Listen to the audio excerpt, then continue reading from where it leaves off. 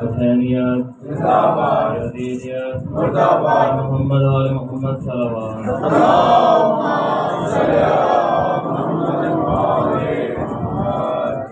ماشاء اللہ لا حول ولا قوة الا بالله العلی العظیم افوض امری الی اللہ ان اللہ بصیر بالعباد اعوذ باللہ من الشیطان الرجیم بسم اللہ الرحمن الرحیم الحمد للہ الذی لا یبلغ مدحته القائلون ولا يحصي نعماء ولا يؤدي حقه المجتهدون الذي ليس لصفته حد محدود ولا نعت موجود ولا وقت محدود ولا أجر ممدود فسر الخلائق بقدرته ونشر الريح برحمته وابتدى بسهول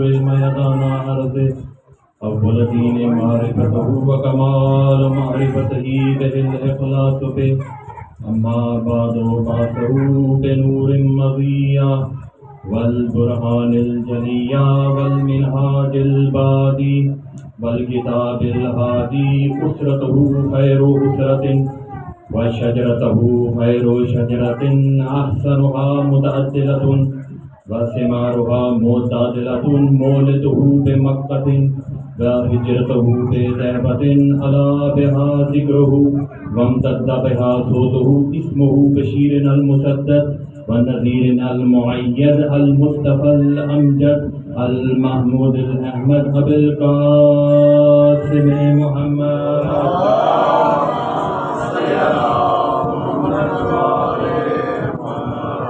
ثم الصلاة والسلام الإمام المظفر والشجاع الغضنفر أبي شبير وشبر قاسم طوبى وصفر الأشجع المتين والي الدين الولي السيد الرضي القاسم بن ناصر الجليل نقطة الدائرة المطالب أسد الله الغالب غالب على كل غالب علي بن أبي طالب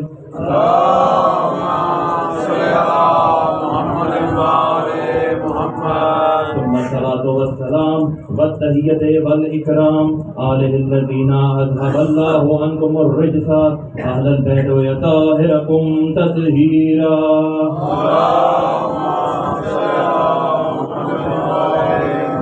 واللعنة الدائمة على أعدائهم وغاصبي حقوقهم ومنكر فضائلهم وولايتهم أجمعين من الآن إلى قيام يوم الدين أما بعد فقد قال الله سبحانه وتعالى في محكم كتابه المجيد ومتقن خطابه الحميد وهو أصدق الصادقين وقوله الحق بسم الله الرحمن الرحيم قل لا أسألكم عليه أجرا إلا المودة في القربى صلوات محمد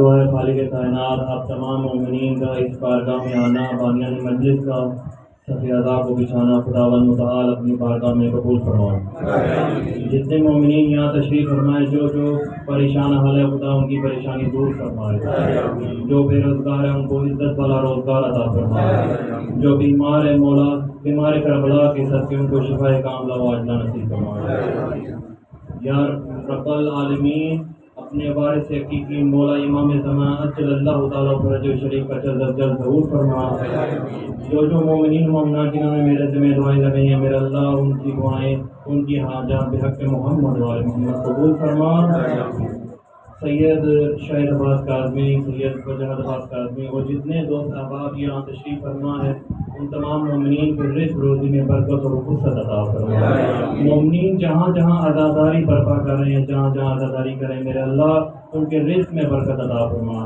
ان کی اس عبادت کو اپنی بارگاہ میں قبول فرما ہمارا شمار امام کے ناصرین میں فرما اتنی بلند صلوات پڑھیں کہ تمام دعائیں مستجاب ہو جائیں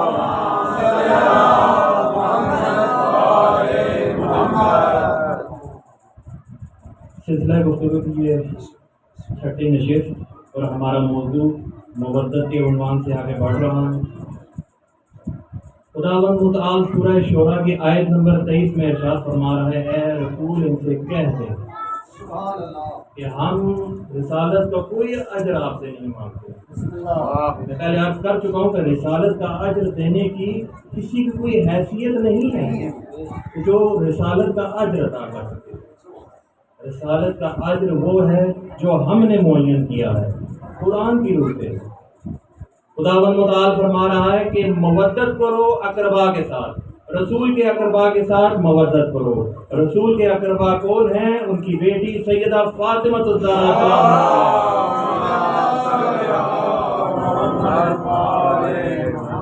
رسول کی بیٹی کے ساتھ مودت کرو، رسول کی بیٹی کے ساتھ محبت کرو، ان کے فرامین کے مطابق زندگی کو بسر کرو۔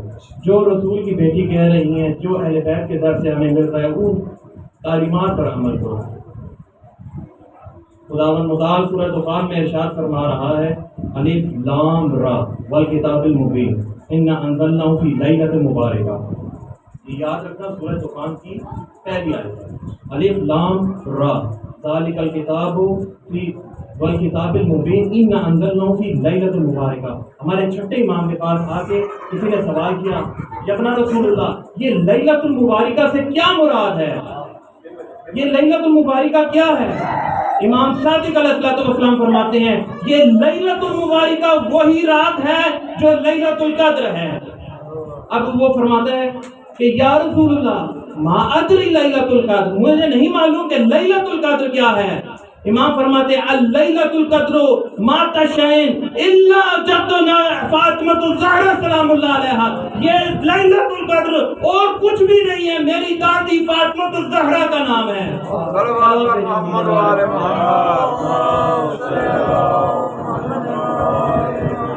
خداوند متعال نے بنی نوع انسان کو دو نوعیت کے اوپر تقسیم کیا ہے۔ آپ کی توجہ کا طالب ہوں، اہل دانش، اہل علماء، اہل فکر تشریف فرما ہے، توجہ کا طالب ہوں۔ خداوند متعال نے بنی نوع انسان کو دو قسموں پہ تقسیم کیا ہے، ایک مرد ہے اور ایک عورت ہے، ایک مرد ہے اور ایک عورت ہے۔ اور اگر دیکھا جائے مرد کی نسبت 3 برابر عورتیں ہیں، مرد کی نسبت اگر عورتوں کا حساب کیا جائے تو وہ 3 برابر ہیں۔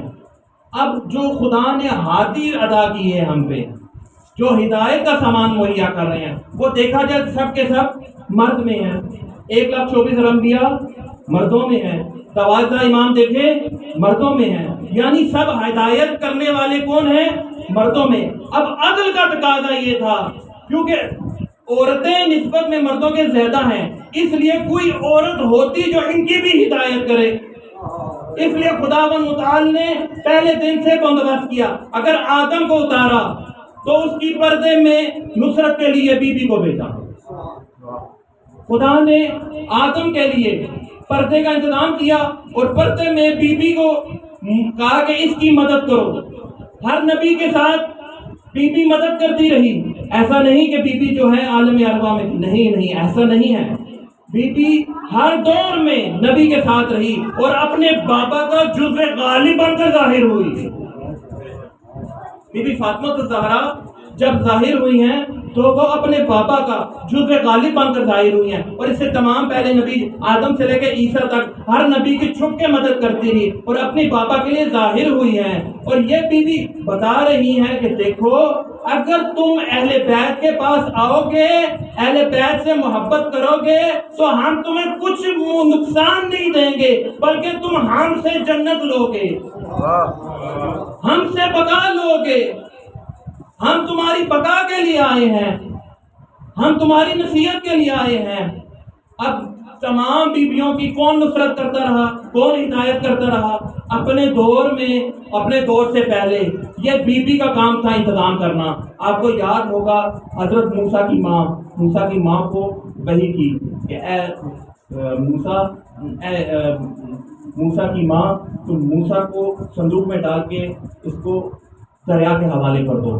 اب موسیٰ کے موسیٰ کو حوالے کر دیا لیکن ماں سے صبر نہیں ہو رہا. جانتے ہو موسیٰ کو دریا کے حوالے کر کے اب اس کی ماں سے صبر نہیں ہو رہا. یہ صبر دیا کس نے؟ موسیٰ کی ماں کو صبر کس نے دیا؟ کوئی تھی ذات جو پس پوش موسیٰ کی ماں کو صبر دے رہی تھی، اس کے کلیجے کو ٹھنڈک دے رہی تھی کہ تم پریشان مت ہو، ہم اس کے ساتھ ساتھ ہیں، موسیٰ کو کبھی کچھ نہیں ہوگا. اسی طریقے سے اماں ہوا ہیں. اماں ہوا جس طرح آدم تمام بنی نوع انسان کے باپ ہیں، اماں ہوا ماں ہیں. جب اماں ہوا کو دنیا میں اتارا اور حضرت آدم کو اتارا، دونوں الگ الگ تھے، اکٹھے نہیں تھے. اماں ہوا اکیلی تھی. اکیلی عورت کس طریقے سے گزارا کرے گی؟ مجھے آپ بتائیں. وہ سوچ سوچ کے پاگل ہو گئی. یہ گلیاں مشہور ہے کہ دو عورتیں کبھی خاموش نہیں رہ سکتی، اور اکیلی عورت کتنا عرصہ رہے گی. لیکن اماں ہوا کے ساتھ کوئی تھی جو اماں ہوا کو یہ کہہ رہی تھی کہ پریشان مت ہونا، ہم تمہارے ساتھ ہیں، ہم تمہاری نصرت کر رہے ہیں. اسی طرح تمام بیویاں جو ہیں وہ آتی رہیں اور ہدایت پاتی رہیں، آتی رہیں اور ہدایت پاتی رہیں، اور اپنے بابا کو جزو غالب بن کر ظاہر ہوئی. صلوات بھیجے محمد والے.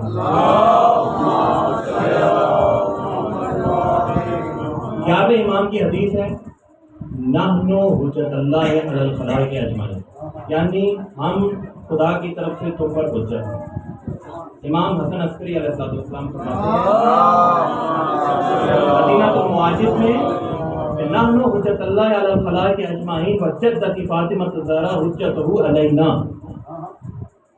آج میں اپنے موضوع کو کوشش کروں گا جتنا ہو سکے سمیٹ لوں، تو کہتے ہیں تھوڑے رہ گئے. ہم خدا کی طرف سے تم پر حجت ہیں، خدا نے ہمیں تم پر حجت قرار دیا ہے، اور ہماری دادی فاطمہ الزہرا ہم پر حجت ہے. ہماری دادی فاطمہ الزہرا ہم پر حجت ہے. اب حجت کے معنی پوچھے کہ حجت کیا ہے، کیا ہے حجت؟ تو حجت کے 17 معنی نکلے. ویسے عربی میں ایک لفظ کے 14 معنی ہیں. کوئی پانی کو کیا کہتے ہیں؟ ماں عربی میں، لیکن اس ماں کے 14 معنی نکلتے ہیں. کہ خالی پانی کے معنی میں نہیں آتا، ہر جگہ جو فکرے کی سینس ہوتی ہے، فکرے کے لحاظ سے معنی چینج ہو جاتا ہے. تو جناب امام حسن عسکری علیہ السلام سے پوچھا کہ یابنا رسول اللہ، یہ حجت کے معنی کیا ہیں؟ یہ جو آپ نے حدیث بیان کی ہے اس میں حجت کی کیا معنی ہے؟ حجت سے کیا مراد ہے؟ تو آسان کر کے امام حسن عسکری علیہ السلام نے فرمایا کہ یہ حجت کے معنی یہ ہے کہ جو چیز انسان کی عقل میں آنے والی نہ ہو اور محال ہو، یعنی امکان نہ رکھتی ہو کہ وہ انسانی عقل میں آ جائے، ناممکن ہو کہ وہ انسانی عقل میں آ سکے، اور وہ آنا شروع ہو جائے. ایسی بات نہیں کہ وہ نہ آئے، وہ انسانی عقل میں آنی شروع ہو جائے. یعنی خدا، مثال دے رہا ہوں آپ کے سامنے، اللہ انسان کو سمجھ آتا ہے. اگر انسان کو اللہ سمجھ میں آ جائے تو وہ اللہ نے نہیں. پروردگار جو لامحدود ہے، ہماری عقل ایک محدود ہے، ایک سانچے میں ہے، محدود سی سانچے میں ہے، اور خداوند متعال لامحدود ہے. وہ لامحدود اس محدود میں کیسے آ سکتا ہے؟ جب وہ لامحدود ہے، اس محدود سے سانچے میں نہیں آ سکتا، تو حجت تو وہ ہوگی جو نہ سمجھ آنے والا اللہ سمجھ میں آنا شروع ہو جائے. تو امام فرما رہے ہیں دیکھو، جو نہ سمجھ میں آنے والا اللہ ہے وہ ہم نے تمہیں سمجھایا ہے، اور ہماری دادی زہرا نے وہی اللہ ہمیں سمجھایا ہے. صلوات ہے محمد علیہ.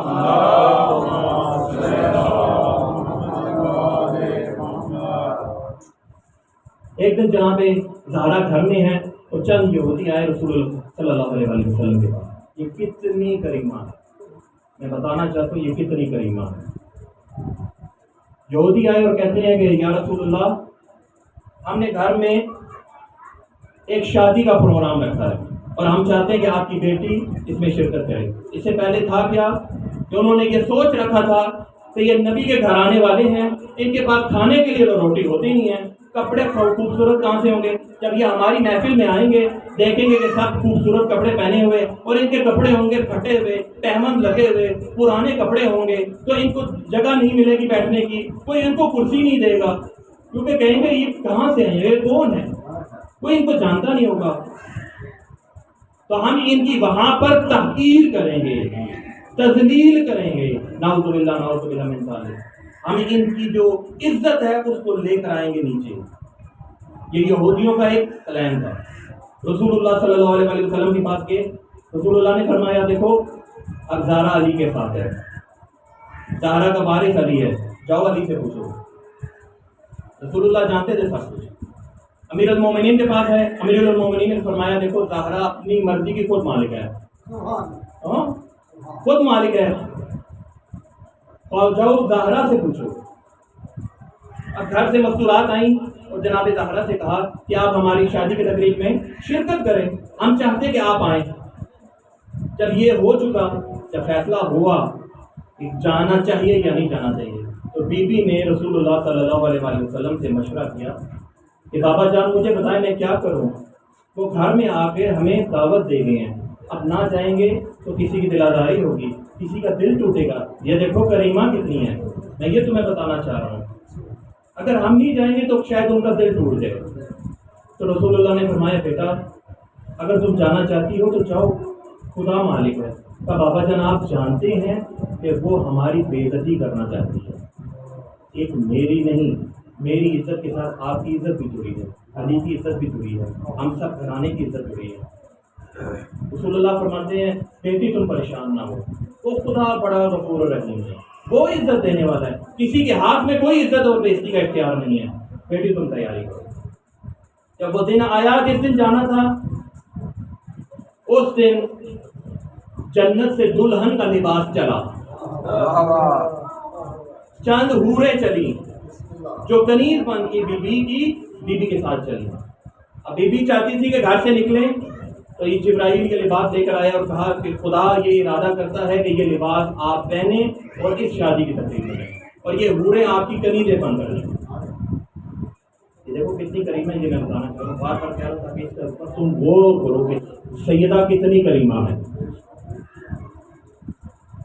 بی بی نے خدا کا حکم تھا، لباس زیب تن کیا، بہشت کا لباس زیب تن کیا، پرانے جنت کا لباس زیب تن کیا، پرانے جنت آئی کنیزوں کے، اب بی بی کنیزوں کے جھرمٹ میں، اب کنیزیں کون ہیں؟ پرانے جنت ہیں، اب جہاں سے گزر رہے ہیں نور ہی نور نکل رہا ہے۔ اب جب ادھر داخل ہوئے ہیں جس جگہ پر وہ تقریب منعقد ہوئی تھی، وہاں پر جب پہنچے ہیں تو سب نے دیکھا کہ یہ کون ہے کہ ان کے پاس سے نور ہی نور نکل رہا ہے، یہ تو کچھ اور سوچ بیٹھے تھے، یہ کچھ اور سوچ رہے تھے۔ انہوں نے آگے بڑھ کے پوچھا آپ لوگ کون ہیں، کہاں سے آئے ہیں؟ تو بی بی نے کہا انا بنت محمد رسول اللہ، میں محمد کی بیٹی زہرا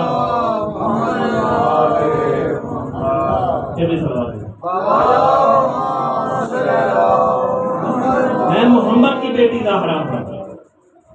تو جب دیکھا کہ یہ وہی ہے جن کو ہم نے تحقیر کے لیے بلایا تھا، ان کی تذلیلی کے لیے بلایا تھا، تو جب پہنچی وہاں جہاں دلہن بیٹھی ہوئی تھی، دلہن نے دیکھا کہ مجھ سے زیادہ خوبصورت تو خود کائنات کی ملکہ لگ رہی ہیں، تو سب بے ہوش ہوگی، اور دلہن کو کیا ہوا کہ وہ مر گئی وہیں پر، اس کی موت واقعہ ہوگی، کیونکہ ان کا قصد، ان کی نیت بری تھی۔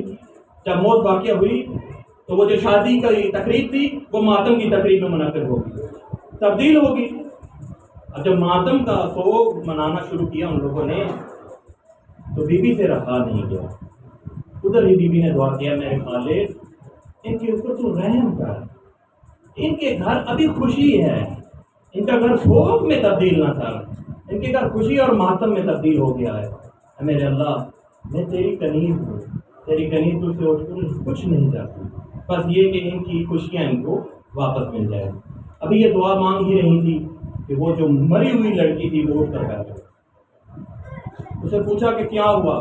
کہا مجھے فرشتے لے کے جا رہے تھے جب فرشتے مجھے لے کر جا رہے تھے تو میں نے دیکھا کہ ایک نورانی ملکہ ہے جو میرے آگے آ کے کھڑی ہو گئی اور موت کے فرشتے کو کہتی ہے اس کو کہاں لے کے جا رہے ہو، اس کو کہاں لے کے جا رہے ہو، ہماری اجازت کے بغیر تم اس کو لے کر جا رہے ہو، چلو اس کا روح واپس پلٹا دو، اس کی روح کو واپس کر دو۔ اب جب اس کی روح کو واپس کیا، وہ واپس آئی تو اس نے سب کو مہاجرہ سنایا۔ جب سب کو بتایا کہ میں اس طریقے سے دنیا میں واپس آئی ہوں، مجھے سیدہ کی دعا لگی ہے، مجھے بی بی نے پلٹایا ہے، تو اس وقت سب کے سب یہودی اسلام لے آئے، اسلام لے آئے اور رسول اللہ کی خدمت میں حاضر ہوئے کہ یا رسول اللہ ہم آپ سے معذرت چاہتے ہیں، ہم معافی چاہتے ہیں، ہم توبہ کرتے ہیں، استغفار کرتے ہیں کہ ہماری نیت بری تھی۔ اس کے بعد کیا ہوا، بی بی نے ان کو ہدیے کے طور پہ وہ جو جنت سے آیا ہوا لباس تھا وہ ہدیے کے طور پہ دے دیا۔ بابا دے بلند تر صلوات۔ وہ جو جنت سے آیا ہوا لباس تھا، میری طرف توجہ رکھیں، میری طرف دیکھیں آپ لوگ، جو جنت سے آیا ہوا لباس تھا وہ بی بی نے ہدیہ دے دیا، کہا یہ شادی کا میری طرف سے ہدیہ ہے۔ یہ کتنی کریمہ ہے۔ اور جب انہوں نے یہ دیکھا کہ یہ کتنے کریم ہیں تو دلہن نے کہا کہ میں بھی ایک تمنا کرتی ہوں، کیا وہ مجھے مل سکتا ہے؟ سیدہ نے کہا ہاں ہاں مانگو، کیا مانگنا چاہتی ہو، ضرور مانگو، ہم عطا کریں گے۔ کہا مجھے خدا کا واسطہ ہے اپنی کنیزی میں لے لیجئے، میں ساری زندگی آپ کی کنیز بن کے رہنا چاہتی ہوں۔ صلوات بھیجے محمد والے۔ نعرہ تکبیر، اللہ اکبر، نعرہ رسالت، نعرہ حیدری، بر محمد والے محمد بلند تر صلوات۔ اللہم صلی علی محمد۔ ایک دن بی بی اپنے گھر میں موجود تھی اور رسول اللہ کی زندگی کا معمول تھا کہ وہ ہر روز نماز سے ظہرین کے بعد اپنی بیٹی کے گھر آتے تھے اور ملنا کرتے تھے اور دروازے پہ آ کے کہتے تھے السلام علیکم یا اہل البیت نبوہ، اور بی بی اندر سے دروازے کو کھولتی اور کہتی بابا جان اندر تشریف لے آئے۔ یہ وہ واحد گھر ہے جس کے لیے رسول اللہ کو کہا جا رہا ہے کہ یا رسول اللہ بغیر اجازت گھر میں داخل نہ ہوئیے گا۔ موت کا فرشتہ بھی جس گھر میں بغیر اجازت نہیں جا سکتا وہ گھر سیدہ کا ہے۔ یہ وہ گھر ہے جس گھر میں کوئی فرشتہ بغیر اجازت نہیں جا سکتا۔ خدا رسول کو کہہ رہے ہیں کہ خدا رسول کون ہے؟ ما ینطق عن الہویٰ ان ہوا الا وحی یوحیٰ۔ ہم نے خود رسول کی زبان پر مہر لگا دی ہے، وہ کوئی کلام نہیں کر سکتا ہوائے نفس پر، اس سے پہلے کہ ہم وحی نہ کریں۔ خدا کی وحی تھی کہ یا رسول اللہ آپ جائیں اور سیدہ سے اجازت لیں۔ جب اجازت ملی اندر گئے، رسول اللہ صلی اللہ علیہ وآلہ وسلم نے فرمایا سیدہ میری بیٹی، میری لخت جگر، آج میں چاہتا ہوں کہ تمہاری چکی تمہارا بابا محمد چلائے۔ آج میں چاہتا ہوں کہ تمہاری چکی کو تمہارا بابا محمد چلائے۔ بی بی فرماتی ہے نہیں بابا آپ رہنے دیجئے، آپ زحمت نہ کریں، میں خود جو پیس لوں گی۔ کہا بیٹی تم جانتی ہو کہ میں کوئی کام اپنی مرضی سے نہیں کرتا ہوں، میں آج خود نہیں آیا ہوں، بھیجا گیا ہوں۔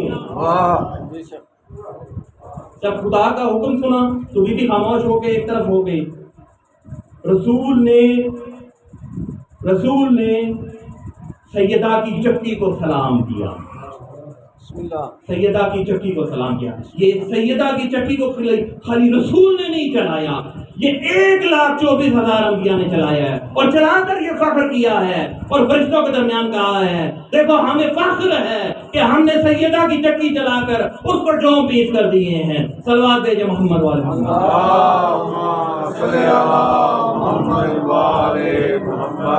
اب جوم پیس رہے ہیں، جوم پیس رہے ہیں، جوم پیس رہے ہیں،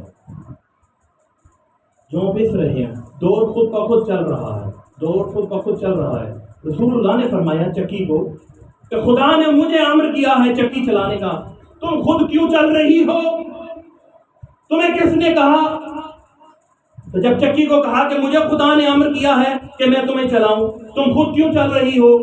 اس وقت چکی سے آواز آئی یا رسول اللہ میری کیا جرت میں خود چلوں، جس خدا نے آپ کو کہا ہے چکی چلاؤ، اسی خدا نے مجھے کہا ہے کہ خود چلنا شروع ہو جاؤ۔ آپ کو اس لیے کہا ہے تاکہ دنیا کو پتہ چل جائے کہ سیدہ کیا ہے۔ برائے ہدیہ ملکہ کونین بلند تر صلوات۔ یہ سیدہ کی ذات ہے، یہ سیدہ کی ذات کا مقام ہے کہ آپ کو یہ شرف حاصل ہے کہ خداوند متعال آپ کی ہر جگہ پر جو ہے قدر و منزلت دکھا رہا ہے۔ دیکھو میری کنیز کا کیا مقام ہے، کیا منزلت ہے۔ اس کے بعد چکی کا دور رک نہیں رہا ہے، چکی چلتی ہی جا رہی ہے، چلتی ہی جا رہی ہے، چلتی ہی جا رہی ہے۔ رسول اللہ نے فرمایا رک جا، اسکت، رک جا۔ جواب دیا لم اسکت، یعنی میں نہیں رکوں گی، میں نہیں رکوں گی۔ کہا کیوں نہیں رکے گی تو؟ سارا جو چل چکا، آٹا بن چکا، اب رک جا، اب رک جا۔ چکی سے آواز آئی، اے دنیا والوں کو بشارت دینے والے جنت کی، مجھے بشارت دے، میں جنت میں جانا چاہتی ہوں۔ دنیا کو جنت کی بشارت دینے والے، مجھے بشارت دے، میں جنت میں جانا چاہتی ہوں۔ اس وقت رسول اللہ نے فرمایا تو گناہ کرنے پہ قدرت نہیں رکھتی، تیرے اندر کوئی حواس نہیں، تو عقل شعور نہیں رکھتی، تجھے کس چیز کا خوف ہے جنت میں جانے کا؟ اب یہ بتانے کے لیے رسول اللہ پر وحی نازل ہوئی تھی، ایسی بات نہیں۔ چکی سے آواز آئی، ایک دن سیدہ قرآن پڑھ رہی تھی، فَإِن لَمْ تَفْعَلُوا وَلَن تَفْعَلُوا فَاتَّقُوا النَّارَ الَّتِي أُعِدَّتْ وَالْحِجَارَةَ أُعِدَّتْ لِلْكَافِرِينَ، کہ اے لوگوں اس دن کے خوف سے ڈرو کہ جس دن جہنم کا ایندھن لوگ اور پتھر ہوں گے۔ اس دن سے بچو، اس دن سے خوف کھاؤ کہ جس دن جہنم کا ایندھن یہ انسان اور پتھر ہوں گے۔ یا رسول اللہ میں نہیں چاہتی کہ اس جہنم کے ایندھن مجھ سے بنایا جائے، اس لیے میں چاہتی ہوں کہ مجھے جنت میں بھیجیں، آپ بشارت دیں۔ ابھی یہ بات ہو ہی رہی تھی کہ فرشتہ آیا، اور فرشتے نے آ کر کہا یا رسول اللہ خدا سلام بھی بھیج رہا ہے، وہ تحیت و اکرام بھی کر رہا ہے، اور خدا کہہ رہا ہے بشروہا، اس کو بشارت دے دیجئے، اس کو بشارت دے دیجئے، خدا نے اس پتھر کو جنت میں فاطمہ کے محل کے اندر لگا دیا ہے۔ صلوات محمد صلی اللہ محمد وعلى محمد۔ جس پتھر کو ان سے نسبت ہو جائے، جس پتھر کو ان سے نسبت ہو جائے وہ جنت کا پتھر ہو جاتا ہے۔ تو ہم تو ان کی ماننے والے ہیں، آپ تو ان کا دم کرنے والے ہیں، آپ تو ان کے اوپر گریہ کرنے والے ہیں، آپ تو ان کے اوپر ماتم کرنے والے ہیں۔ یہ کیسے ہو سکتا ہے کہ روز محشر ہماری شفاعت نہ کرے؟ محشر کا وقت ہے، محشر میں نہ سورج ہوگا نہ چاند ہوگا، محشر میں نہ سورج ہے نہ چاند ہے، نور کہاں سے آئے گا، روشنی کہاں سے آئے گی؟ اہل محشر سوال کریں گے کہ فرشتوں یہ روشنی کہاں سے ہے، نور کہاں سے ہے؟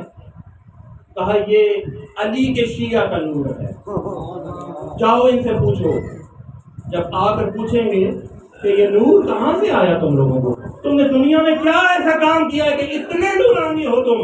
کہا ہم محمد اور محمد کی خوشی میں خوشی کرتے، ان کے غم میں غم کرتے تھے، ہم ان کی گھروں میں، اپنے گھروں میں ان کی صف عزا بچھاتے تھے، اپنے گھروں میں محرم میں ماتم کیا کرتے تھے، ہمارا اور کوئی کام نہیں ہے، ہمارا اور کوئی عمل نہیں ہے۔ آج اتنا تھوڑا عمل اور اتنی بڑی جگہ۔ عزیزان گرامی، یہ کسی کو نصیب ہے کہ اپنے گھر میں سیدہ کی پھوڑی کو بچھانا، اور یقین مانو ہم لوگ خوش نصیب ہیں جو فرش اعضاء پر آئے۔ ایک لفظ بیان کرنا چاہتا ہوں کہ یہ جو تم فرش اعضاء پر مٹی پر بیٹھے ہو نا، مٹی پر بیٹھے ہو، یہ کبھی گمان نہ کرنا کہ یہ میں مٹی پر بیٹھا ہوں۔ یہ چھٹے تاجدار ولایت سے روایت ہے کہ امام فرماتے ہیں کہ دیکھو یہ جو فرش عزا کے اوپر مومن آ کے بیٹھتا ہے یہ فرش عزا پر نہیں بیٹھتا بلکہ فرشتوں کے پروں کے اوپر ہوتا ہے، اور اس سے پہلے فرشتے آتے ہیں اپنے نورانی پروں سے یہ سارا فرش عزا صاف کرتے ہیں کہ ابھی اس جگہ حسین کی مجلس برپا ہوگی، ادھر حسین کا مسائل بیان ہوگا، ادھر فرشتے آ کر روئیں گے۔ ایک روایت ہے ایک شخص جو امام زمانہ کے ساتھ ملاقات کیا کرتا تھا، وہ حج کو جا رہا تھا، اس نے امام زمانہ سے کہا یا ابن رسول اللہ عرفات کے لیے کوئی حکم کرے ہمیں، عرفات میں ہم کیا کریں؟ امام زمانہ نے کہا دیکھو عرفات میں جو اپنے اعمال انجام دینے ہیں وہ اسی طریقے سے انجام دو، لیکن عرفات میں جب فارغ ہو جاؤ نا تو پھر ایک کام ایسا کرنا، عرفات میں منادی کرنا، جو شیعان علی ہیں، جو شیعان حیدر قرار ہیں وہ ایک سائڈ پر آ جاؤ تاکہ وہاں پر مجلس عزا منعقد ہو سکے۔ وہاں پر کیا کرنا؟ مجلس رکھنا، اور میرے چچا عباس کا اس مجلس میں ذکر کرنا، جہاں پر عباس کا ذکر ہوتا ہے وہاں پر میں ضرور آتا ہوں۔ امام زمانہ نے کہا جہاں پر عباس کا ذکر ہوتا ہے وہاں میں ضرور آتا ہوں، اور جہاں عباس کا ذکر ہوتا ہے جس کی جو دعا دل میں ہو، جس کی جو دعا ہاتھوں پہ ہو، جس کی جھولی پہ ہو، اس کے اٹھنے سے پہلے میں اس کو دے کے جاتا ہوں، کیونکہ ہمارے اتنے عباس کے ہم پر احسانات ہیں کہ ہم ساری زندگی کرتے رہیں تو ادا نہیں کرتے، ساری زندگی دنیا ساری کو ادا کرتے ہیں، اتنے احسانات ہیں عباس کے۔ 10ویں محرم کا دن ہے، صبح صادق یعنی فجر کی نماز کے بعد کا پہلا وقت۔ عمر سعد ملعون نے کہا کہ حسین کے خیموں پر اتنے تیر برساؤ کہ ساری کی ساری فوج وہاں تیروں کے نیچے لاکھ کے مار جائے اور کسی سے ہمیں مقابلہ کرنا ہی نہ پڑے۔ اتنی تیروں کی بارش ہوئی کہ 35 انصار حسین کے، 35 اصحاب حسین کے شہید ہو گئے۔ 72 میں سے 35 صبح کے وقت تیروں کی بارش کے دوران شہید ہو گئے۔ اس کے بعد ہور آیا، ہور نے معافی مانگی، ہور کو اجازت ملی، ہور گیا اور اس نے اپنی جان نکالی۔ صبح سے لے کے ظہر تک عباس حسین سے اجازت لیتا رہا، میرے آقا، میرے مولا، غلام کو اجازت دو جہاد کی، وہ جنگ کرنے کے لیے جانا چاہتا ہے۔ امام فرماتے ہیں کہ عباس تم میرے فوج کے علم بردار ہو، تم میرے فوج کے سالار ہو، میں تمہیں کیسے اجازت دے دوں؟ اتنے میں اونو محمد کے لاشیں آئے، قاسم کا لاشا آیا، اکبر کا لاشا آیا۔ اس کے بعد عباس فرماتے ہیں کہ مولا جن کو ہم نے ہاتھوں میں کھلایا تھا، جو ہمارے ہاتھوں میں بڑے ہوئے ہیں، اب ان بچوں کے لاشیں آ گئے ہیں، میرے مولا مجھے اجازت دے، میں جنگ کرنے کے لیے جانا چاہتا ہوں۔ امام فرماتے ہیں کہ عباس میں تمہیں کیسے اجازت دے دوں؟ میرے بھیا تم میرے بابا کی شکل والے ہو، میں جب چاہتا ہوں کہ بابا کو دیکھوں میں تمہیں دیکھتا ہوں، تم میرے فوج کے سالار ہو، میں تمہیں کیسے اجازت دے دوں؟ اتنے میں سکینہ آئی اور کہتی ہے چچا میرا 6 ماہ کا بھیا اصغر ہے، میرا 6 ماہ کا بھیا اصغر ہے، اگر 2 گھونٹ پانی کے ہمیں لا دیں تو شاید میرا بھیا بچ جائے۔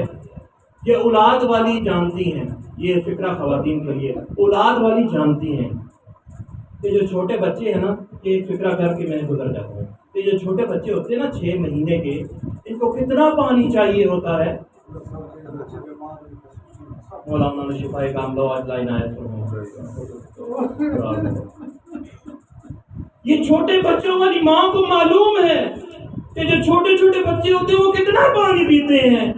یہ مائیں 2 انگلیاں پانی کے اندر ڈالتی ہیں اور یہی انگلی اس کے ہونٹوں پر رکھتی ہیں، یہ جو تھوڑی سی نمی بچے کے منہ میں چلی جائے اس سے وہ سیراب ہو جاتا ہے، 1 قطرہ جائے یا 2 قطرے جائے، اس سے زیادہ پانی نہیں جاتا۔ ارے 2 قطروں کا سوال تھا کربلا میں کہ عباس ذرا سا پانی لا دے شاید علی اصغر پاس جائے۔ سکینہ اس طرح کرو، میرے ساتھ چلو، چلتے ہیں آپ کے پاپا سے بات کرتے۔ اب جب دیکھا نا سکینہ اور عباس اکٹھے آ رہے ہیں تو عباس کو دیکھتے ہوئے امام حسین کرسی سے بلند ہوئے اور کہتے ہیں عباس بڑی سفارش لے کر آئے ہو، بڑی سفارش لے کر آئے ہو۔ کہا بابا میرے چچا کو اجازت دے دیں کہ وہ پانی لے آئیں، میرا بھیا اصغر بہت سخت پیاسا ہے۔ امام حسین فرماتے ہیں کہ سکینہ تیرا بھیا اصغر کتنے ماہ کا ہے؟ کتنے ماہ کا تیرا بھیا اصغر ہے؟ 6 ماہ کا۔ دیکھ اپنے 6 ماہ کے بھیا کے لیے میرا 32 سال کا بھائی مجھ سے جدا نہ کر۔ کہا بھیا میرا بھیا نہیں بچتا، میں کیا کروں؟ مجھے بتائیں پاپا میں کیا کروں؟ کہا اچھا عباس جانا چاہتے ہو؟ جاؤ اپنی بہن سے اجازت لو، جاؤ اپنی بہن زینب سے اجازت لو، اگر زینب اجازت دے دے تو جاؤ پانی لے آؤ۔ ہاں جنگ کی اجازت نہیں ہے، صرف پانی لانے کی اجازت ہے۔ عباس نے کیا کیا؟ خیمے کے باہر آ کے دوزانو ہو کر بیٹھ گئے اور بیٹھتے ہی رونا شروع کر دیا۔ جب گریہ کی آواز سنی نا عالیہ نے تو اس وقت کہتی ہیں عباس خیمے کے باہر گریہ کیوں کر رہے ہیں، خیمے کے اندر تشریف لائیں۔ جب عالیہ کا حکم سنا تو عباس کی نظریں جھکی ہوئی اور گریہ کرتے جا رہے ہیں اور اندر آئے ہیں اور دار و قطار ہو رہے ہیں۔ عباس کیا بات ہے، کیوں گریہ کر رہے ہیں؟ بتاتے نہیں ہیں، بس گریہ کر رہے ہیں۔ جب علی کی بیٹی نے کہا نا کہ عباس کیا مانگتے ہو، مانگو میں عطا کروں گی، میں دوں گی، اس وقت عباس کہتے ہیں علی کی بیٹی میری مرشد زادی مجھے فقط اجازت دے دیجیے، میں ابھی زندگی سے تنگ آ گیا ہوں، مجھے مرنے کی اجازت دے دیں۔ اس وقت سیدہ کہتی ہیں، زینب کہتی ہیں اماں فضا اس طرح کرو، سب بیبیوں کو میرے خیمے میں اکٹھا کرو، سب بیبیوں کو لے آؤ میرے خیمے میں آ جائیں، میں کچھ ان سے بات کرنا چاہتی ہوں، عباس کی موجودگی میں ایک بات کروں گی۔ اب سب بیبیاں آ گئیں، جب سب بیبیاں آئیں نا تو اس وقت زینب عالیہ کہتی ہیں سنو بیبیوں، میں نے مدینے میں تم سے کہا تھا کہ تمہارے پردے کی میں ضامن ہوں اور تمہاری چادروں کی میں ضامن ہوں، سن لو میں اپنی ضمانت واپس لیتی ہوں۔ ارے پردوں کا محافظ جا رہا ہے، ارے عباس جا رہا ہے۔ سیدہ سے ودا ہوئے، مشک اٹھائی، ایک نیزہ لیا اور خیمے سے نکلے، گھوڑے کے اوڑ لگائی اور چلے خیام سے فرات کی جانب چلے۔ فرات میں اترے، پانی کو بھرا اور چلو کو اٹھا کے کہتے ہیں اے چلو، اے پانی تو اتنا بے بس ہے کہ آل رسول تو اس کے لیے تیرے لیے تڑپ رہی ہے۔ اور چلو کو اٹھا کے دوبارہ پانی پہ دے مارا اور کہا ہاں سن لو عباس پانی نہیں پیے گا جب تک میری مرشد زادی اور جب تک میرے آقا پیاسے ہیں، غلام پانی نہیں پی سکتا۔ اسی وقت مشک کو بھری اور واپس پلٹے۔ واپس پلٹنے سے شمر آگے سے آیا، شمر آگے کہتا ہے عباس دیکھو میں تمہارے لیے ابن زیاد سے امان نامہ لے کر آیا، دیکھو مقتل کے الفاظ ہے کہ میں چھپا نہیں سکتا ہوں اور جو کہے گا میں اس کو دکھانے کا تیار ہوں۔ عباس میں تمہارے لیے امان نامہ لے کر آیا ہوں ابن زیاد سے۔ عباس نے کہا میرے لیے امان نامہ اور حسین کے لیے؟ کہا اس کے لیے نہیں ہے۔ کہا میں اس امان نامے پر لعنت بھیجتا ہوں جو میرے آقا کے لیے امان نامہ نہ ہو، مجھے کوئی امان نہیں چاہیے، تم لوگوں کو مجھ سے امان چاہیے، کوئی پتہ نہیں میں کسی وقت بھی آ سکتا ہوں۔ اس وقت عباس دوبارہ سوار ہوئے اور چل پڑے۔ اس وقت شمر نے کہا کہ اس کو گھیر لو۔ اب گھیر لیا۔ حکیم بن طفیل نے دایاں بازو عباس کا قلم کیا، عباس نے مشق کو بائیں بازو میں لیا۔ اب میں ختم کرنا چاہتا ہوں۔ عباس نے मश्क को बाएं बाजू में लिया और बायां बाजू जब कलम हुआ, अब्बास ने मश्क को गर्दन में डाला, एक तीर आके मश्क में लगा, अरे सारा पानी बह गया। अरे रो लीजिए, अगले साल कौन हो कौन ना हो, ये मौका मिले ना मिले, अरे अब्बास को रो लीजिए। अरे दोबारा वक्त नहीं मिलेगा, अब्बास को रो लो। अरे सारा पानी बह गया। जब सारा पानी बह गया ना, अब्बास ने घोड़े को कहा इस तरह करो, मुझे जो है फौज आशिया में ले जाओ, अब मैं खेमे की जानिब नहीं जाना चाहता, अब मैं खेमे में दोबारा नहीं जाना चाहता, मुझे शर्म आती है सकीना से, अरे मुझे शर्म आती है ज़ैनब से, अरे ले जाओ मुझे फौज आशिया में। अब जब घोड़ा लेकर आया, कोई तलवार मारता है, कोई नेज़ा मारता है, कोई तीर मारता है, एक शकी ने अरे अब्बास के सर में गुर्द मारा, अब्बास ज़मीन से जमीन पर आए। अरे मैं आपसे एक सवाल करना चाहता हूँ, खुदा का वास्ता मुझे जवाब दे दो, अगर किसी शख्स के शायद सवार बाजू ना हो और वो घोड़े की ज़मीन से जमीन पर आए तो सबसे पहले क्या जमीन पे रखता है? अरे हाथों को रखता है। अब्बास के हाथ नहीं थे, अब्बास मुंह के बल जमीन पर आया और सलाह दी, अरे मेरे आका, गुलाम का आखिरी सलाम हो, गुलाम आखिरी सलाम अर्ज करता है। ये सुनना था। इमाम हुसैन जल्दी से आए अब्बास के सराहने, अब्बास के सराहने आए, जैसे ही देखा अब्बास की आंखों में तीर पैवस्त है, अब्बास की आंखों से तीर निकाले, आंखों से खून साफ किया, करबला की लेत साफ की, उसके बाद कहा अब्बास अब्बास हमें माफ कर दो, हम सब शर्मिंदा हैं, हमें माफ कर दो, हमने पानी मांगा है, हमें माफ कर दो, हमने लड़ने नहीं दिया, हमें माफ कर दो। अब्बास ने कहा मौला मैं खुद माफी मांगता हूँ, मैं पानी नहीं ला के दे सका, अरे मेरी जिंदगी का क्या फायदा। अब मौला मेरी एक वसीयत है। क्या वसीयत है अब्बास? मेरी एक वसीयत है कि मेरा लाशा खैमे में ना ले जाए, मेरा लाशा जो है खैमे में ना लेकर जाए। अब्बास क्यों तुम्हारा लाशा खैमे में ना लेके जाऊं? कहा मुझे सकीना से शर्म आती है, मुझे ज़ैनब से शर्म आती है, मैं खैमे में नहीं जाना चाहता, मुझे यहीं पर पड़ा रहने दें। कहा इमाम हुसैन अच्छा एक मेरी भी ख्वाहिश है अब्बास, अगर पूरी कर दो। कहा भैया कौन सी ख्वाहिश है मौला, मैं आपका गुलाम हूँ, इस मुसीबत के वक्त में मैं क्या कर सकता हूँ। कहा सारी जिंदगी तुमने मुझे अरे आका कहा और अपने आप को गुलाम कहते रहे, एक दफा कह दो कि तुम मेरे भाई हो, अरे हुसैन का दिल खुश हो जाएगा। कहती है अरे अब्बास कहते हैं अरे मेरी माँ ने कहा था तुम गुलाम जाते हो, वो आका जाते हैं, कभी उनको भाई ना कहना, कभी उनको भाई ना कहना, तुम गुलाम हो। अरे पहलू की तरफ से एक बीबी आई, अब्बास अब्बास तुम मेरा बेटा है, तू मेरी जान है।